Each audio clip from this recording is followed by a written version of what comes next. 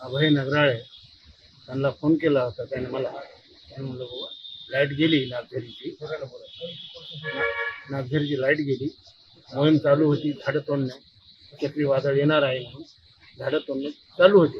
त्यांच्यासाठी तिकडं नागझरीचं लाईन बंद केली.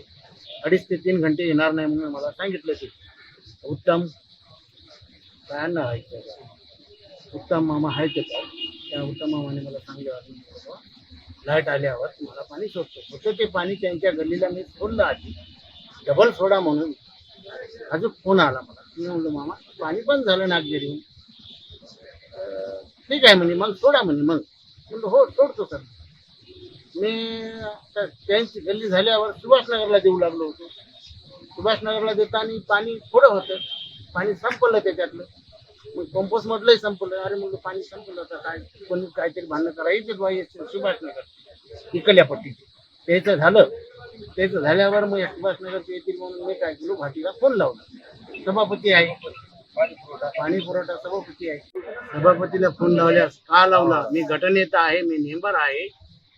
आला की दन मारणं सुरू केलं. मारून आपलं आपण बोटानं त्या पिल्लरला मारून दोन्ही बोटं फोडून घेतली. ते मला मारायचं मारलं आणि बोटं फोडून घेतले. सर नगरसेवक अभय नगराळे आमच्या पाणी पुरवठा कर्मचारी यांना मारहाण केल्या निषेधात आज आमचा 4था दिवस आंदोलनाचा आहे.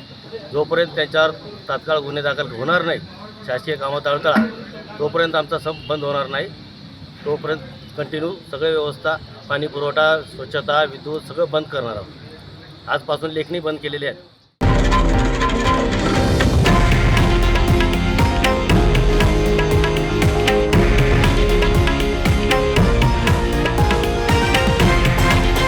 हे आहे देशातील नंबर 1 न्यूज नेटवर्क आणि आपण पाहत आहात TV9 मराठी, एकमेव.